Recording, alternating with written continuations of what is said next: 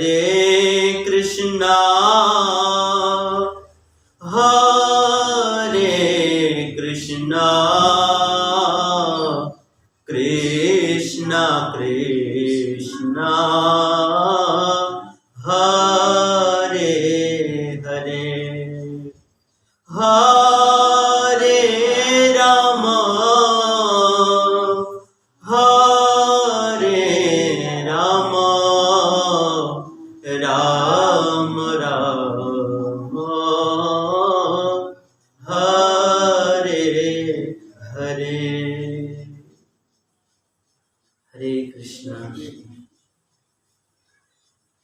आइए आज के समय का सदुपयोग करते हुए हम सब लोग रामायण के अरण्य कांड में बहुत सुंदर प्रसंग है कि किस प्रकार भगवान श्री रामचंद्र जी माता सबरी जी को 9 प्रकार के भक्ति का उपदेश देते हैं। आज हम लोग उसी प्रसंग को श्रवण करेंगे। भगवान श्री रामचंद्र जी माता सबरी जी को 9 प्रकार की भक्ति का उपदेश देते हुए सबसे पहली भक्ति का वर्णन करते हुए कहते हैं, प्रथम भगति संतन कर संगा। प्रथम भगति संतन कर संगा। प्रथम भगति संतन कर संगा। दूसरी रति मम कथा प्रसंगा। दूसरी रति मम कथा प्रसंगा। भगवान श्री रामचंद्र जी माता सबरी जी को 9 प्रकार की भक्ति का उपदेश देते हुए सबसे पहली बात कह रहे हैं कि हे मां, इस संसार में अपने जीवन का बहुमूल्य समय निकालकर संतों का संग करना, संतों के संग में बैठना, यही पहली भक्ति है। 9 प्रकार की भक्ति में सबसे पहली भक्ति है सत्संग करना। प्रथम भगति संतन कर संगा। सबसे पहली भक्ति है भगवान के भक्तों का संग, सत्संग करना। ये पहली भक्ति है। देखिए, संसार में लोग भक्ति का मतलब कुछ अलग ही समझते हैं। भक्ति का मतलब लोग समझते हैं कि घर परिवार, माता पिता, पत्नी, पुत्र सबको छोड़ छाड़ करके जंगल में चले जाना, बड़ी बड़ी दाढ़ियां बढ़ा लेना और मैले वस्त्र पहन के रहना और भिक्षा मांग के खाना, बस इसी को भक्ति कहते हैं। लोग भक्ति का मतलब लोग ये समझते हैं, परंतु भगवान राम कह रहे हैं कि नहीं, भक्ति का सबसे पहली भक्ति है कि अपने घर परिवार में रहते हुए ही अपने पारिवारिक कार्यों से कुछ समय निकालकर संतों के संग में बैठना, सत्संग करना, यही भक्ति है। ये पहली भक्ति है। सत्संग करना ये पहली भक्ति है। इसीलिए हर एक व्यक्ति को अपने जीवन का समय निकालकर जरूर सत्संग करना चाहिए। सत्संग की बड़ी महिमा है। कहते हैं कि आम का जो पेड़ होता है ना, आम के पेड़ पर आम के फल का निर्माण होता है। सीधा बच्चे। और जो अमरूद का पेड़ होता है, उस अमरूद के पेड़ पर अमरूद का निर्माण होता है। लेकिन यह सत्संग एक ऐसा वृक्ष है कि इस सत्संग रूपी वृक्ष में जो है आदमी के चरित्र का निर्माण होता है। एक अच्छे सज्जन व्यक्ति का निर्माण होता है सत्संग में। आज जो है स्कूलों में, कॉलेजों में एक डॉक्टर का निर्माण होता है। उसमें से पढ़ लिख करके लोग डॉक्टर ही बनते हैं, इंजीनियर बनते हैं। तो कॉलेजों में तो डॉक्टर का निर्माण होता है, इंजीनियर का निर्माण होता है, ऑफिसर का निर्माण होता है, लेकिन उसमें एक अच्छे व्यक्ति का निर्माण नहीं होता, एक चरित्रवान व्यक्ति का निर्माण नहीं होता। लेकिन सत्संग में जो है एक अच्छे व्यक्ति का निर्माण होता है, एक चरित्रवान व्यक्ति, एक सज्जन व्यक्ति का निर्माण होता है। यह है सत्संग की महिमा। इसीलिए आदमी को अपने जीवन का समय निकालकर जरूर सत्संग में बैठना चाहिए। सत्संग की बड़ी महिमा है। कहते हैं कि इस दुनिया में किसी व्यक्ति का सब कुछ चला गया, किसी व्यक्ति का सब कुछ चला गया, उसका धन चला गया, उसका घर चला गया, उसकी पत्नी चली गई, उसके बेटे चले गए, उसका मान और सम्मान सब कुछ चला गया। किसी व्यक्ति का सब कुछ लूट गया और उस व्यक्ति ने अपने लूटी हुई वस्तु को, गई हुई वस्तु को वापस लाने का खूब प्रयास किया, फिर भी वह सारी वस्तुएं वापस नहीं आई।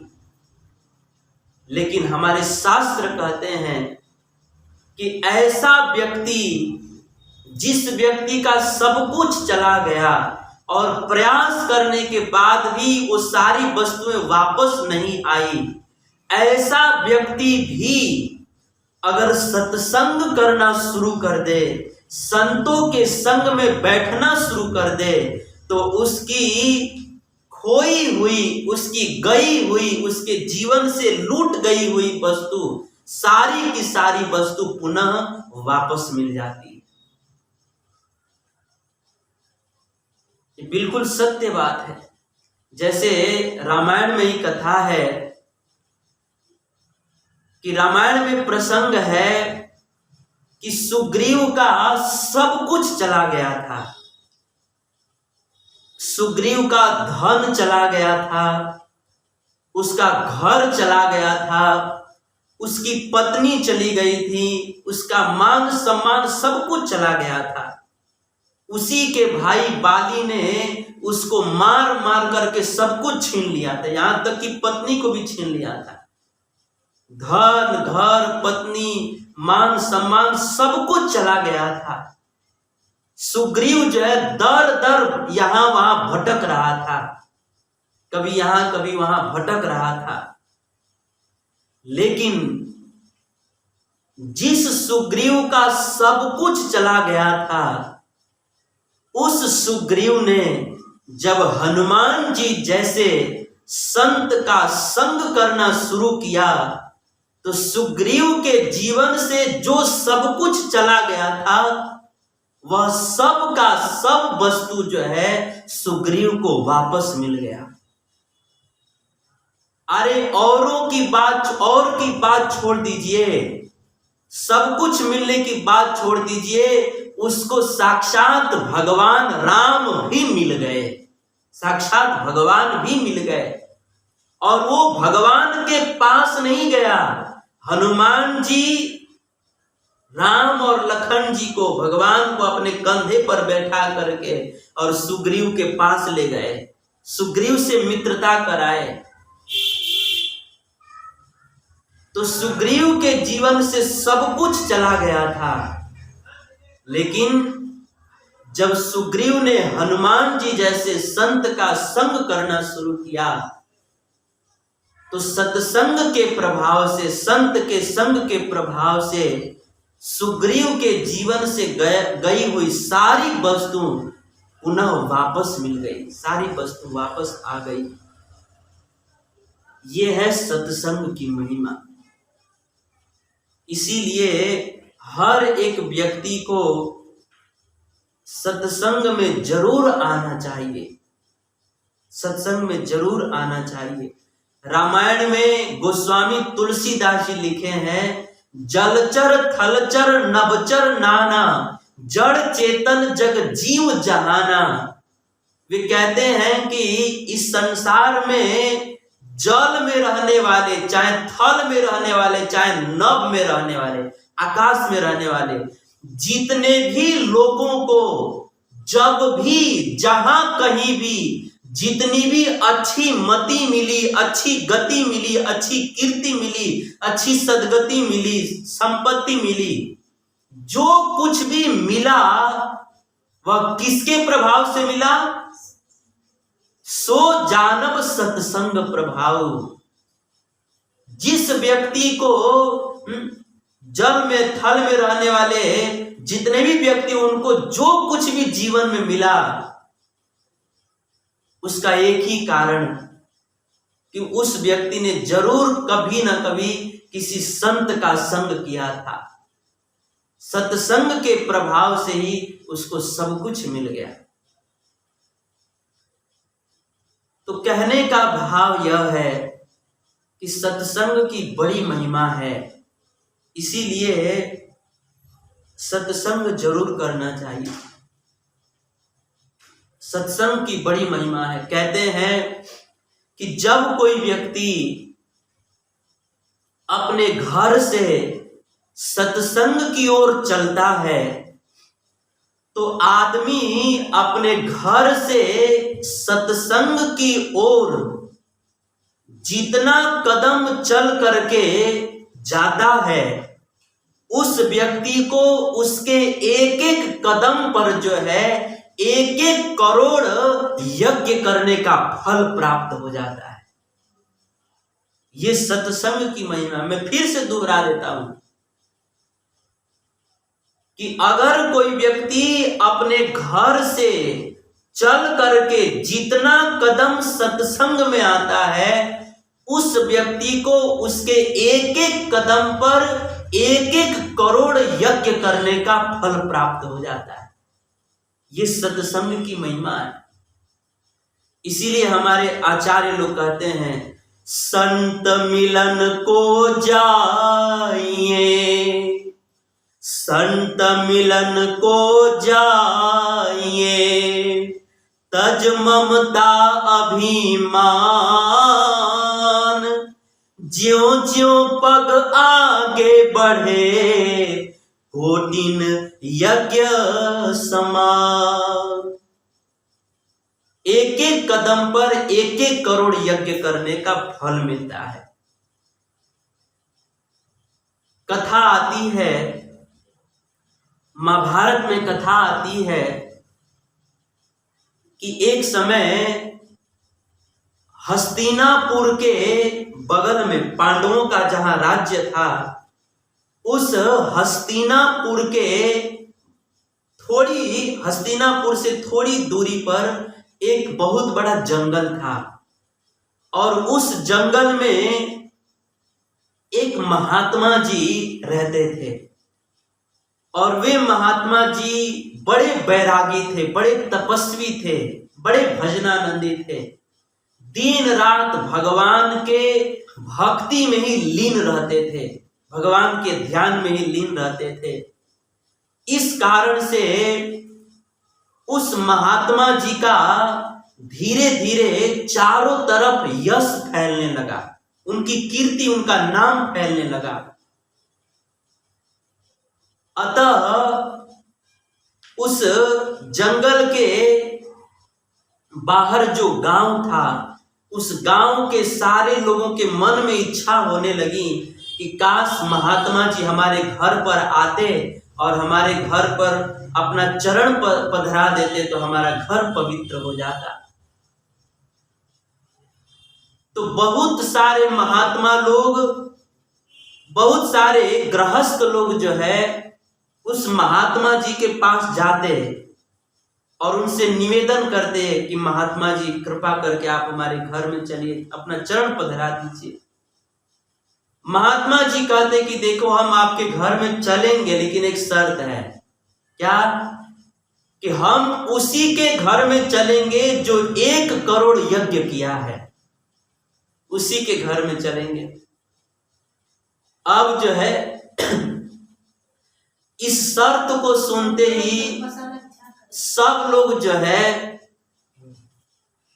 इस शर्त को सुनते ही सब लोग वापस लौट जाते हैं, क्योंकि दुनिया के लोगों के पास फुर्सत कहाँ है कि यज्ञ करें, भजन करें, भक्ति करें।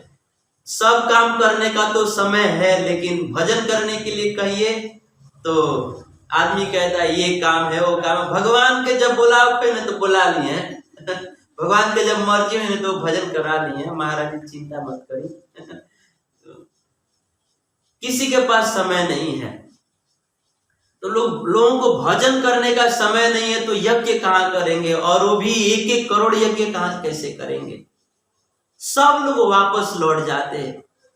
अब एक दिन की बात है कि युधिष्ठिर महाराज जी के मन में भी इच्छा हुई कि महात्मा जी हमारे राजमहल में पधारे। युधिष्ठिर महाराज जी उस महात्मा जी के पास गए, चलने के लिए निवेदन किए। महात्मा जी ने अपना शर्त सुनाया कि हम उसी के घर में जाएंगे जो 1 करोड़ यज्ञ किया हो। अब जो है युधिष्ठिर महाराज ने सोचा कि हमने तो 1 करोड़ यज्ञ किया भी नहीं है और पूरे जीवन में कर भी नहीं पाएंगे। अतः युधिष्ठिर महाराज बड़े उदास और निराश होकर के अपने राजमहल में आए और बड़े हताश होकर के बैठे थे। द्रौपदी माता ने पूछा कि आप इतने उदास क्यों हैं? युधिष्ठिर महाराज ने सारी घटना बताई। उस समय द्रौपदी ने कहा कि पतिदेव आप चिंता मत कीजिए, उस महात्मा जी को अपने घर में मैं बुला कर लाऊंगी।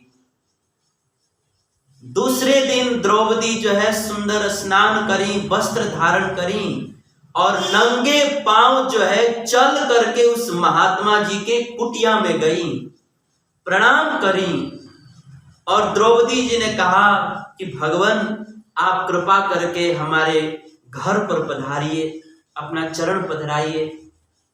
महात्मा जी ने अपना शर्त सुनाया कि हम उसी के घर पर जाएंगे जो 1 करोड़ यज्ञ किया हो।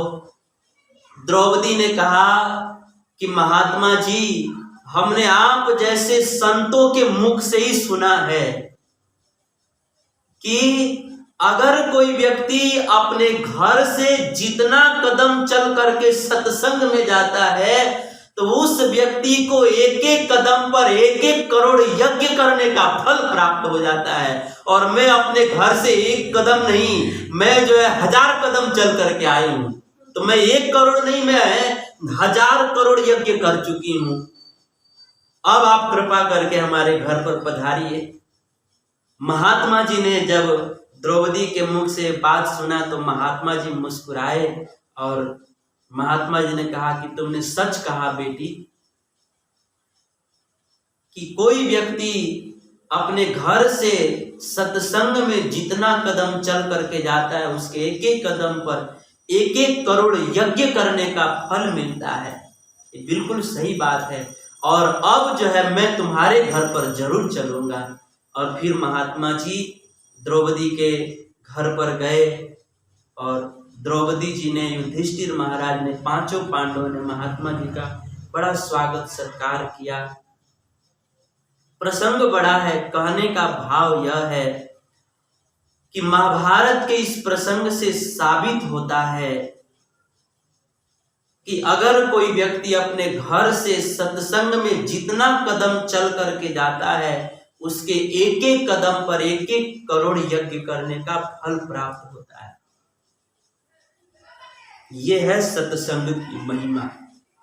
इसीलिए हमारे आचार्य लोग कहते हैं कि अगर कहीं पर सत्संग हो रहा है ना, तो हमें जो है यज्ञ जैसा महान और पवित्र अनुष्ठान को भी बंद करके हमें सत्संग में जाकर बैठना चाहिए, क्योंकि यज्ञ से भी बढ़ करके सत्संग की महिमा है।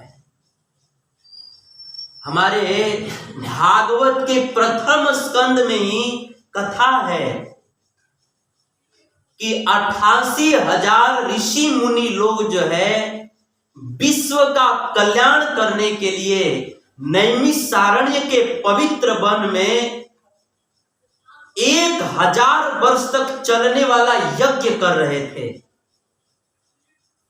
और अब यज्ञ प्रारंभ ही किए थे, यज्ञ के अग्नि कुंड को प्रज्वलित किए ही थे कि उसी समय जो है सुखदेव गोस्वामी जी के मुख से भागवत कथा सुने हुए महाभागवत श्री सूत गोस्वामी जी का उन ऋषियों के बीच में शुभागमन हो गया। और जैसे ही महाभागवत सूत गोस्वामी जैसे संत का उस ऋषि मुनियों के सभा में आगमन हुआ, उस समय सारे ऋषि मुनि अपने अपने स्थान पर खड़े होकर के महात्मा सूत गोस्वामी जी का सम्मान किया और उनको बहुत सुंदर आसन पर बैठाया। और सारे ऋषि मुनियों ने आपस में यह निर्णय किया कि अब हम सब के बीच में साक्षात सुखदेव गोस्वामी जी के मुख से भागवत कथा सुने हुए संत का आगमन हुआ है, तो अब जो है हम लोग ये साधारण यज्ञ नहीं करेंगे, अब हम लोग जो है इस यज्ञ को बंद करके सूत गोस्वामी जैसे महाभागवत संत का संग सत्संग करेंगे। यह सोच करके सारे ऋषि मुनियों ने यज्ञ बंद कर दिया। यज्ञ के अग्नि कुंड में उन्होंने पानी छिड़क करके अग्नि कुंड को बुझा दिया और सारे ऋषि मुनि जो है उस संत का संग करने लगे, सत्संग करने लगे। और तभी सूत गोस्वामी जी ने सारे ऋषि मुनियों को भागवत की कथा सुनाई। तो भागवत के इस प्रसंग से पता चलता है कि अगर कहीं पर सत्संग हो रहा हो तो हमें जो है यज्ञ जैसा महान और पवित्र कार्य को भी बंद करके हमें सत्संग में बैठना चाहिए, क्योंकि यज्ञ से भी बढ़ करके सत्संग की महिमा है, सत्संग की महिमा है। लेकिन बड़ा दुख होता है कि सत्संग होता है, कहीं पर सत्संग होता है तो हम सब लोग यज्ञ जैसा पवित्र कार्य क्या बंद करेंगे, हम सब लोग जो है ना अपने घर का छोटा मोटा काम भी नहीं बंद कर पाते हैं। खाना बनाने में लगे रहेंगे, मोबाइल देखने में लगे रहेंगे, किसी से वार्ता करने में लगे रहेंगे। अरे भाई, सत्संग हो रहा हो तो हमें यज्ञ जैसा पवित्र कार्य को ही बंद करके सत्संग में बैठना चाहिए। फिर संसारी काम किस गिनती में है? संसारी काम तो यहां तक कि मंदिर भी अगर खुला हो तो मंदिर में भी ताला लगा करके हमें सत्संग में बैठना चाहिए, क्योंकि सत्संग की बड़ी महिमा है, बड़ी महिमा है। तो इस तरह से सत्संग की बहुत बहुत महिमा है। हमारे आचार्य लोग कहते हैं कि सत्संग की इतनी महिमा है, इतनी महिमा है कि साक्षात भगवान के संग से भी अधिक सत्संग की महिमा है। साक्षात भगवान के संग से भी संत के संग की महिमा है, सत्संग की महिमा है। क्योंकि कहते हैं कि जो दुर्गुण हजारों वर्षों तक साक्षात भगवान के साथ रहने से भी दूर नहीं होता है, वही दुर्गुण जो है संतों का एक क्षण संग करने से वो दुर्गुण दूर हो जाता है, वो दुर्गुण दूर हो जाता है। जैसे कथा आती है, इस कथा को सब लोग ध्यान से सुनेंगे। कथा आती है कि एक बार मेघनाद ने लक्ष्मण जी को बाण मार दिया, लखन जी मूर्छित हो गए। उस समय हनुमान जी ने सुषेण वैद्य को लेकर के आए और सुषेण वैद्य ने कहा कि लखन जी की मूर्छा को दूर करना है तो इसके लिए संजीवनी बूटी चाहिए, संजीवनी बूटी चाहिए। अब संजीवनी बूटी कहाँ मिलेगी? इस सारा सुषेण वैद्य ने बताया कि द्रोणाचल पर्वत पर संजीवनी बूटी मिलेगी। उस समय सारे बंदर लोग विचार करने लगे कि अब सूर्योदय से पहले द्रोणाचल पर्वत पर जा करके संजीवनी बूटी कौन लाएगा। सब लोग विचार करने लगे, चिंता में पड़ गए। उस समय हनुमान जी ने राम जी के चरणों में प्रणाम करके कहा कि प्रभु, यह सेवा आप इस दास को दे दीजिए। मुझे भरोसा है कि प्रभु खौलते हुए गरम गरम तेल में एक सरसों के दाना को फूटने में देरी लग सकती है, पलक झपकने में देरी लग सकती है, लेकिन आपकी कृपा से मुझे इतना बड़ा कार्य करने में कोई देरी नहीं हो सकती। मैं अब भी जाऊंगा और एक क्षण में लेके आ जाऊंगा। आप मुझे ये सेवा दे दीजिए। राम जी ने स्वीकृति प्रदान किया और हनुमान जी राम जी का नाम लेकर के और द्रोणाचल पर्वत पर गए संजीवनी बूटी लाने के लिए। और हनुमान जी संजीवनी बूटी ढूंढे लेकिन नहीं मिला, तो पूरा पहाड़ में उठा लिए। पूरा पहाड़ी, हनुमान जी होलसेल के व्यापारी हैं, वो थोड़े से के व्यापारी नहीं है। पूरा संजीवनी द्रोणाचल पर्वत ही उठा लिए। और हनुमान जी जब उस पहाड़ को लेकर के आ रहे थे, उस समय हनुमान जी के मन में भगवान की प्रेरणा से कुछ क्षण के लिए सूक्ष्म अभिमान ने स्पर्श कर लिया। कुछ क्षण के लिए उनको अहंकार आ गया। किस बात का अहंकार आ गया? कि अगर मैं नहीं होता तो सीता जी का पता कौन लगाता, अगर मैं नहीं होता तो आज लखन जी के लिए संजीवनी बूटी कौन लेकर के आता। हनुमान जी के मन में कुछ क्षण के लिए ये अहंकार आ गया। उस समय राम जी ने मन ही मन सोचा कि लखन जी बीमार हुए तो हनुमान जी को भेजा, अब हनुमान जी बीमार पड़ गए तो इनको किसके पास भेजें। हनुमान जी को अहंकार की बीमारी हो गई, लखन जी को बीमारी हुई तो हनुमान जी को भेजा, और हनुमान जी को अहंकार की बीमारी हो गई तो इनको किसके पास भेजें।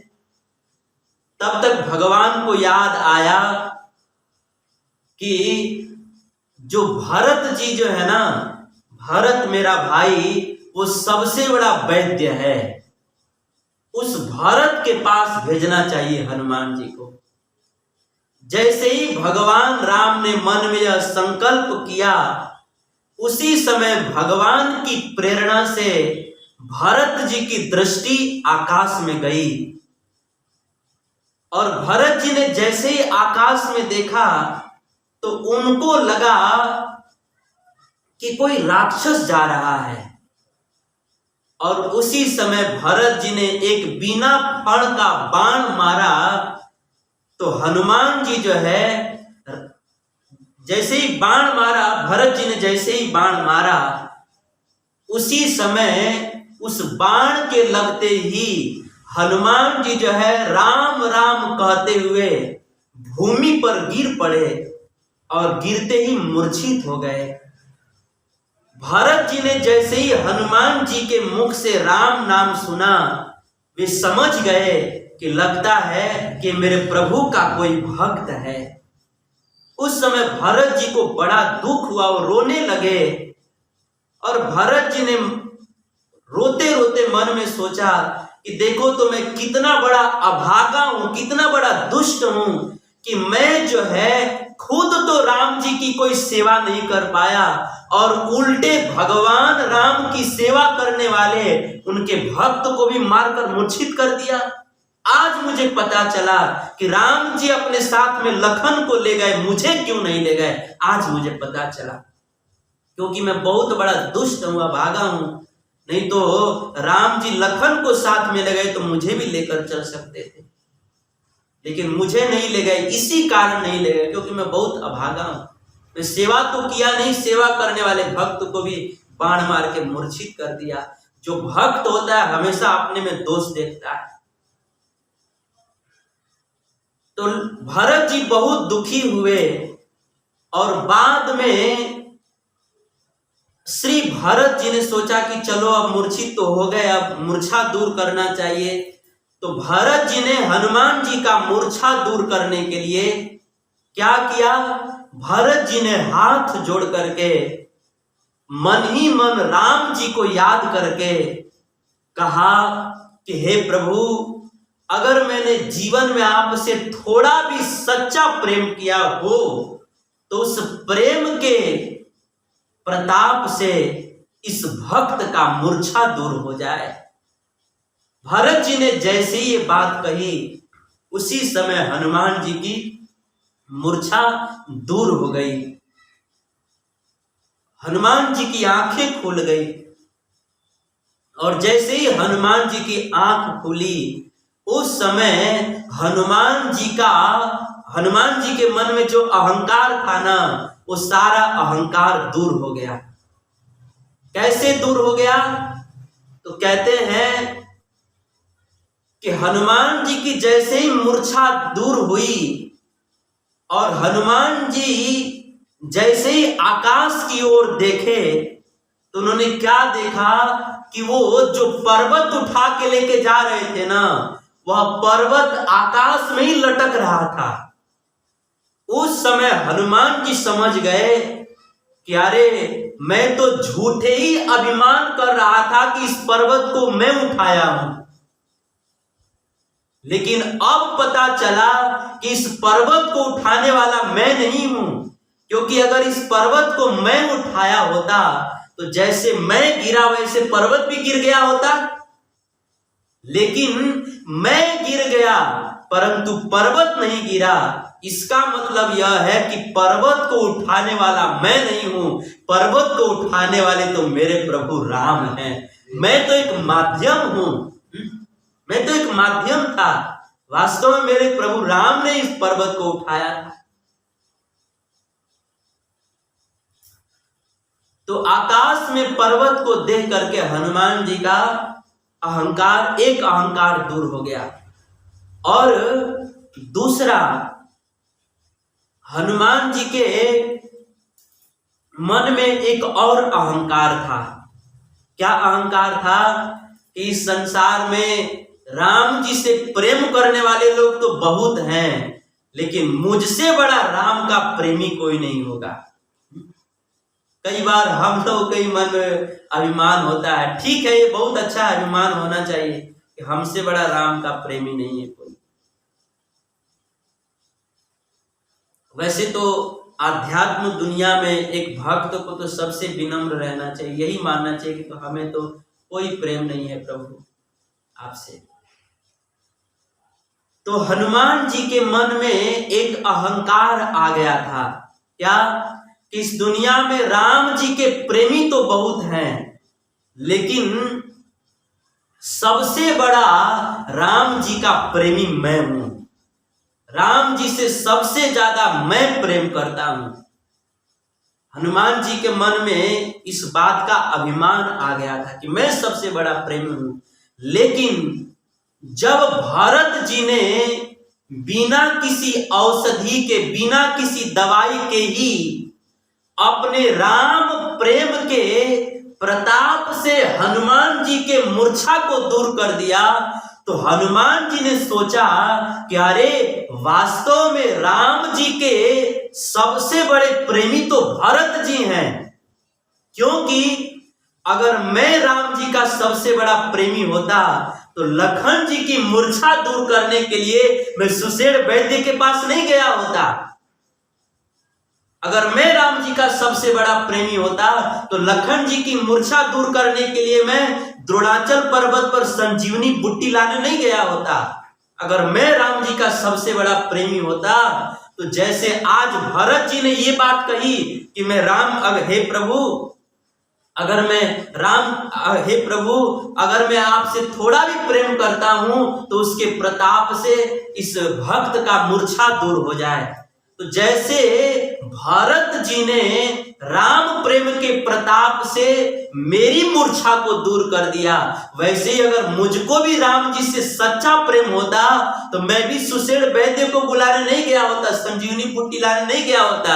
मैं भी हाथ जोड़कर कह दिया होता कि अगर मैं राम जी का सच्चा प्रेमी हूं तो उस प्रेम के प्रताप से लखन जी की मूर्छा दूर हो जाए। लेकिन मैंने ऐसा नहीं किया। इसका मतलब यह है कि राम जी का सच्चा प्रेमी मैं नहीं हूं। राम जी के सच्चे प्रेमी, सबसे बड़े प्रेमी तो भरत जी हैं।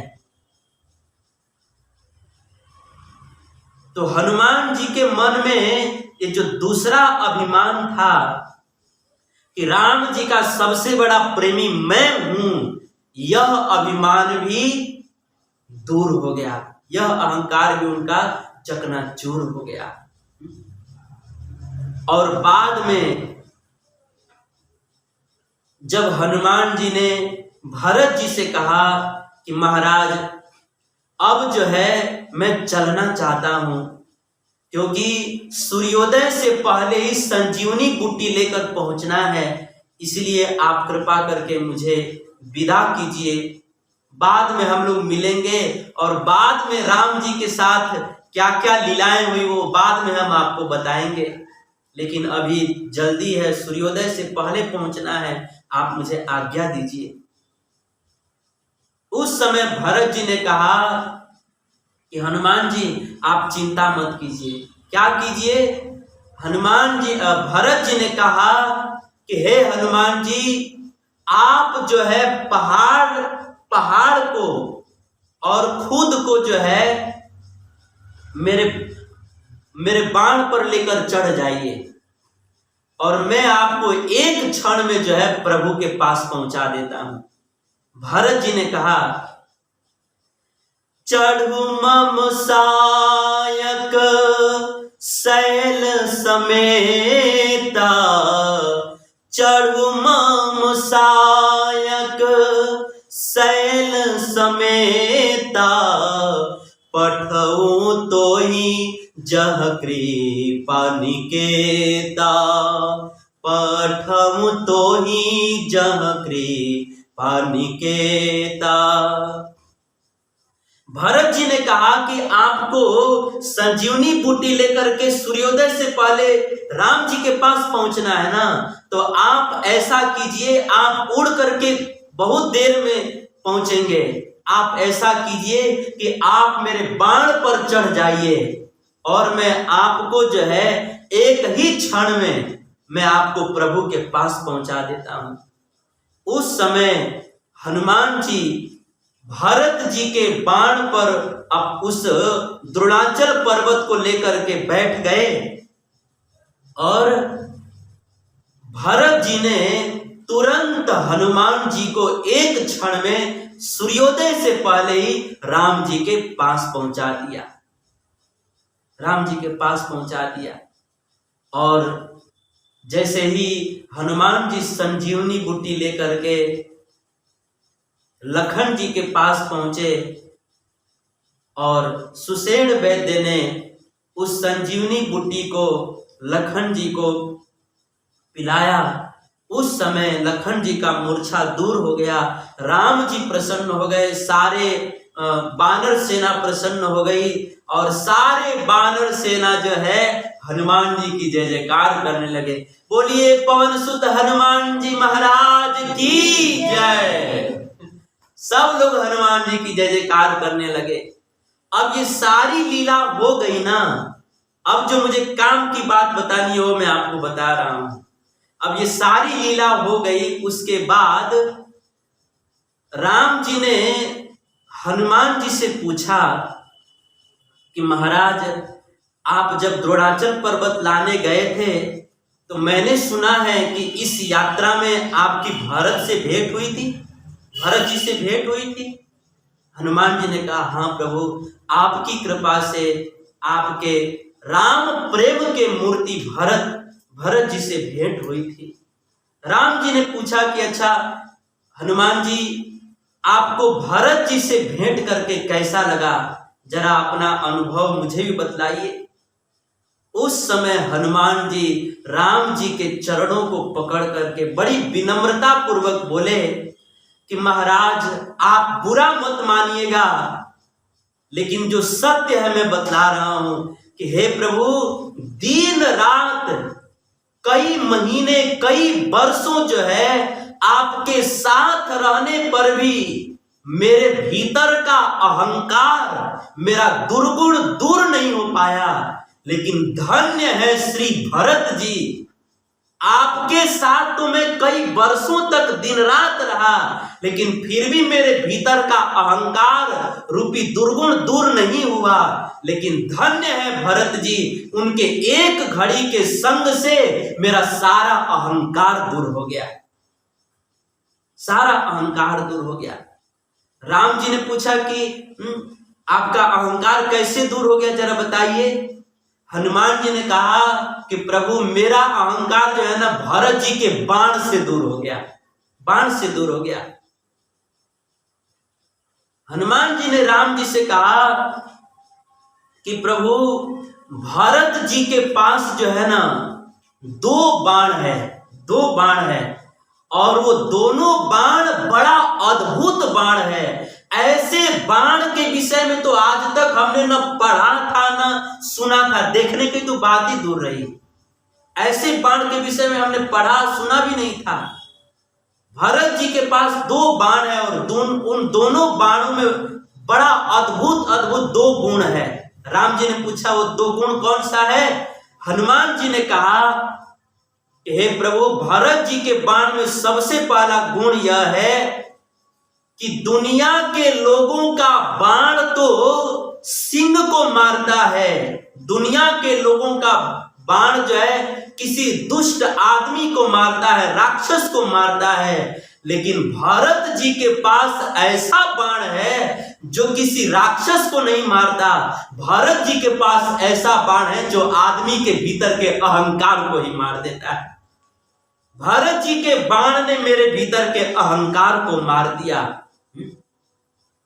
भरत जी का बाण लगते ही मेरा अहंकार दूर हो गया। और इतना ही नहीं, राम जी ने पूछा कि अच्छा, राम जी खोल खोल के पूछ रहे हैं क्योंकि राम जी को अपने भक्तों का गुण सुनना भी बहुत अच्छा लगता है। राम जी ने कहा अच्छा, भरत के बाण में पहला गुण ये है, दूसरा गुण क्या है जरा बताइए। हनुमान जी ने कहा कि हे प्रभु, भरत जी के बाण में दूसरा गुण यह है कि हे नाथ, दुनिया के लोगों का बाण जो है ना आदमी को मौत के घाट पहुंचाता है। दुनिया के लोगों का बाण जो है आदमी को हॉस्पिटल में पहुंचाता है, क्योंकि बाण लगेगा तो आदमी हॉस्पिटल में जाएगा ना। तो दुनिया के लोगों का बाण जो है आदमी को मौत के घाट पहुंचाता है, दुनिया के लोगों का बाण आदमी को हॉस्पिटल में पहुंचाता है। लेकिन भरत जी के पास ऐसा बाण है कि भरत जी का बाण जो है मुझ हनुमान को आप भगवान के पास पहुंचा दिया। आपके पास पहुंचा दिया। इस दुनिया में अब भरत जी के जैसा बाण किसके पास होगा? भरत जी के बाण ने मुझको आप भगवान के पास पहुंचा दिया। मैं जब आ रहा था तो उन्होंने कहा कि आप मेरे बाण पर चढ़ जाइए, मैं आपको प्रभु के पास पहुंचा देता, और मैं बाण पर चढ़ के ही आपके पास आया हूं। तो भरत के बाण का दूसरा विशेषता यह है कि भरत जी का बाण जीव को भगवान के पास पहुंचा देता है। उस समय राम जी ने मुस्कुराते हुए कहा कि हनुमान जी, केवल भरत जी के बाण में ये चमत्कार नहीं है, हमारे भी बाण में तो ये चमत्कार है।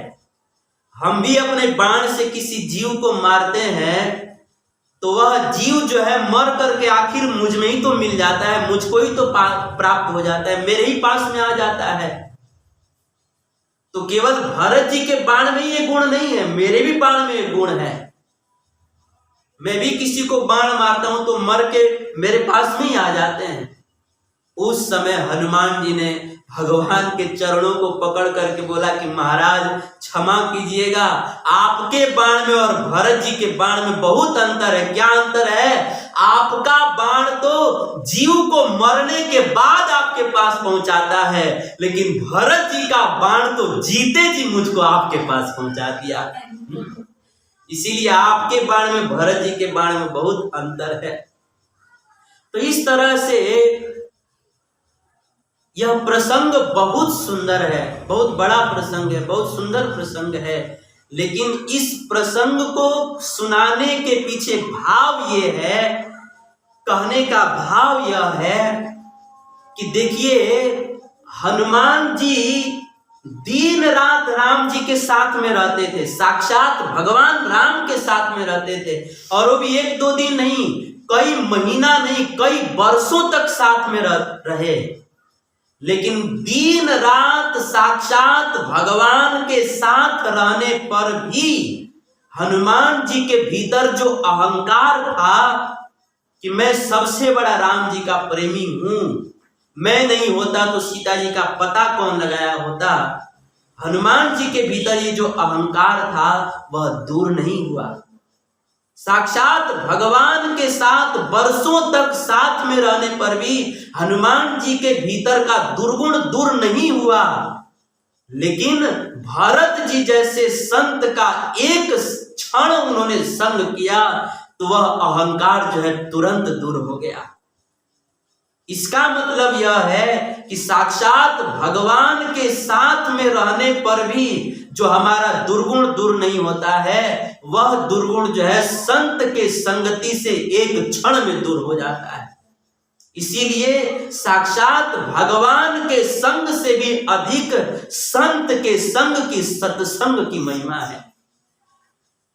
इसीलिए अगर भगवान भी सामने खड़े हो ना, तो हमें भगवान का संग छोड़ करके हमें सत्संग में बैठना चाहिए, क्योंकि भगवान से भी अधिक संत के संग की महिमा है, सत्संग की बड़ी महिमा है।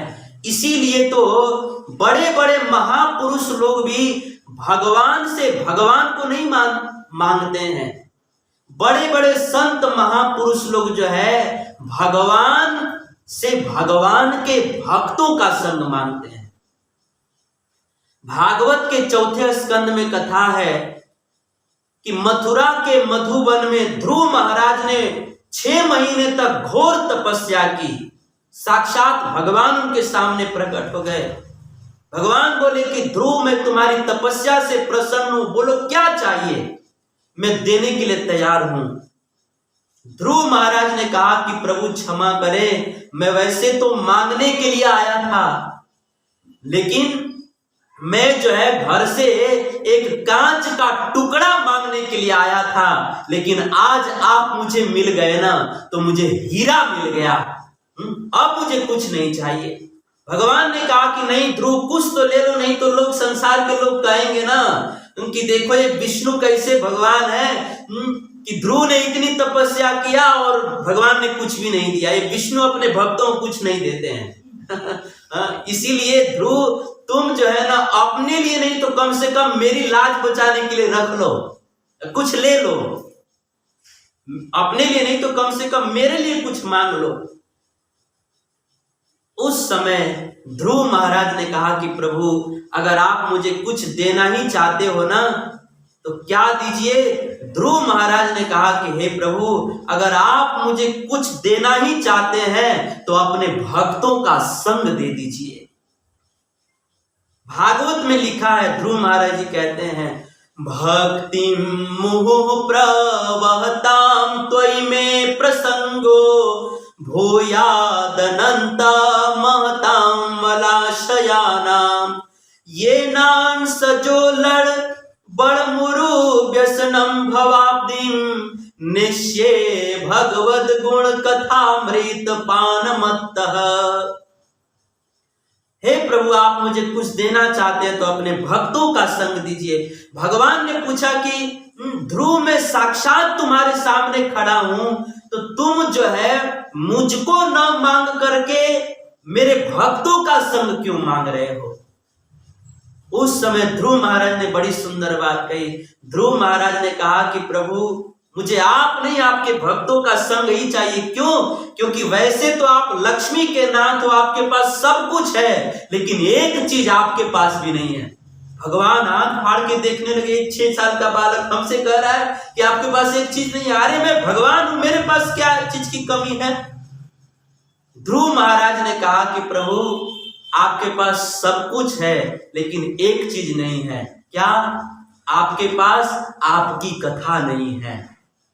हे प्रभु आपकी कथा जो है आपके पास नहीं होती है, आपकी कथा तो आपके भक्तों के पास में होती है। इसीलिए मुझे आप नहीं आपके भक्तों का संग चाहिए, अर्थात मुझे सत्संग चाहिए।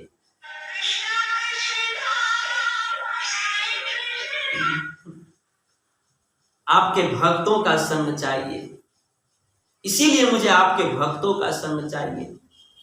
उस समय भगवान ने ध्रुव महाराज जी को सत्संग का वरदान दिया। प्रसंग बड़ा है, कहने का भाव यह है कि ध्रुव महाराज जी के सामने साक्षात भगवान खड़े थे, लेकिन ध्रुव महाराज ने भगवान से भगवान को नहीं मांगा। ध्रुव महाराज ने भगवान से भगवान के भक्तों का संग मांगा। क्यों? क्योंकि भगवान के संग से भी अधिक भगवान के भक्तों के संग की, सत्संग की महिमा है। इसीलिए ध्रुव महाराज ने भगवान से भगवान को भी नहीं, भक्तों का संग मांगा। तो इस तरह से सत्संग की बड़ी महिमा है, बड़ी महिमा है। सत्संग की बड़ी महिमा है। कितना कहा जाए, समय हो गया है, लेकिन कहने का भाव यह है कि सत्संग की बड़ी महिमा है, बड़ी महिमा है। और यह सत्संग ही 9 प्रकार की भक्ति में सबसे पहली भक्ति है। राम जी मां सबरी को कह रहे हैं, प्रथम भगति संतन कर संगा, प्रथम भगति संतन कर संगा, दूसरी रति मम कथा प्रसंगा। भगवान राम मां सबरी जी को कह रहे हैं कि हे मां, संतों का संग करना यही पहली भक्ति है। घर बार छोड़ करके जंगल में चले जाना, दाढ़ी मुछ बढ़ा लेना, भिक्षा मांग के खाना, लाल कपड़े पहन लेना, ये भक्ति नहीं है। भक्ति क्या है? अपने घर परिवार में रहते हुए ही, अपने घर परिवार का कार्य करते हुए, कुछ अपने दिन का समय निकाल करके संतों के संग में बैठना, यही पहली भक्ति है। अब दूसरी भक्ति क्या है? अब दूसरी भक्ति क्या है, ये प्रसंग जो है हम लोग कल के दिन में सुनेंगे।